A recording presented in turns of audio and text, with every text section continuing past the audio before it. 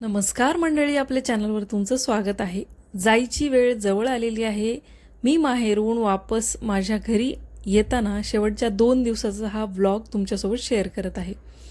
दर्शीलला अभ्यास सोडून पेंटिंगचा एवढा नाद लागला आहे की काय काढू आणि काय नाही असं त्याचं चालू आहे. बघता बघता अख्ख्या घराचं फॅमिली ट्री त्यानं काढलं आहे, दर्शीलची फॅमिली. आणि हे चित्र जरी वेडे वाकडे विचित्र चेहरे दिसत असले ना, तरी यामागची भावना खूप निरागस आहे. एवढं छान वाटत होतं, तो काय काय कापून काढून चिटकवत होता.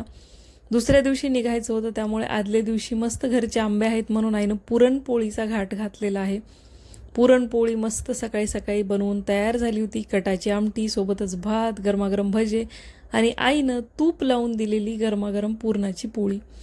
या स्वयंपाकाला जेवढी चव असते ना, तेवढी आपण स्वतःहून कितीही कष्ट करून छान जेवण बनवलं ना तरी त्याला येत नाही, कारण यामध्ये तेवढंच जास्त प्रेमसुद्धा असतं.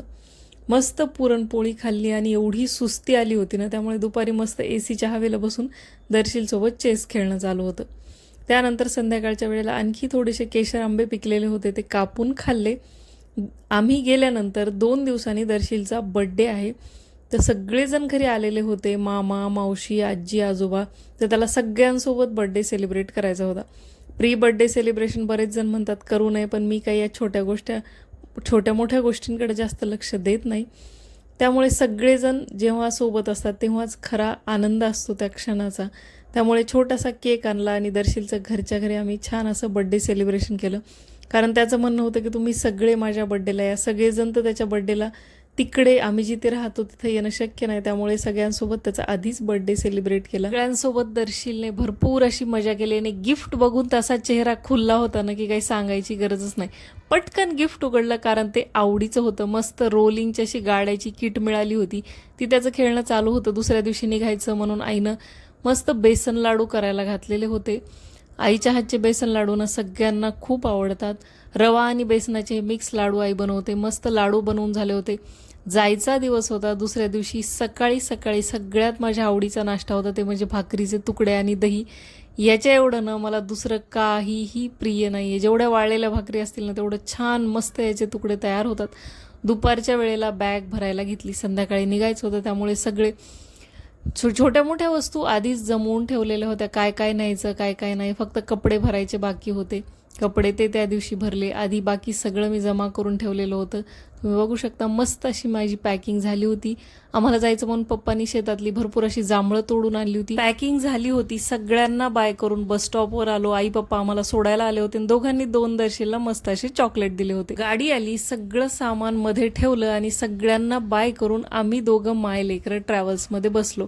आणि बसल्यानंतर दर्शीलचे असे डोळे भरून आले होते, कारण त्याला काही आबा आणि आजीला म्हणजेच आजी आजोबाला सोडून जायचं नव्हतं. त्यालाच काय, दरवेळी आई पप्पाला सोडून येताना मला ही तितकंच भरून येतं. काय येतं तेच कळत नाही. इतके वर्ष झालं मी त्यांच्यापासून दूर राहते, दरवेळी जाते, पण एवढं रडू येताना बघायचंच काम नाही. पण त्याला बघून मी कंट्रोल केलं, मस्त समजून सांगितलं.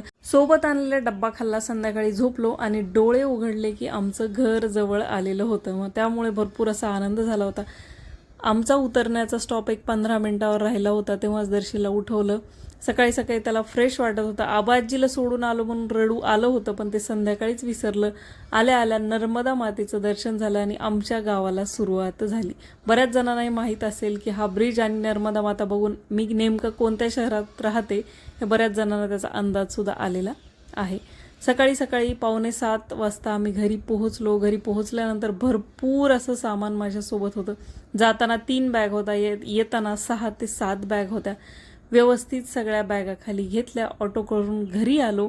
घरी आल्यानंतर तुम्ही बघू शकता सगळा पसारा लिफ्टमधून बाहेर घेतला. 1 महिना बंद असलेलं घर असं मस्त धुळीने गच्च भरलेलं होतं. कुठून सुरुवात करायची आणि कुठून नाही हे काही कळत नव्हतं. आल्या आल्या व्यवस्थित सामान आधी ठेवलं. जे खराब होणारे पदार्थ आहेत ते बाहेर काढायला सुरुवात केली. दूध आलेलं होतं, छान असा चहा केला आणि घरच्या गोड्या मैदानाला सुरुवात केली. चला भेटते नेक्स्ट व्लॉगमध्ये. तोपर्यंत बाय.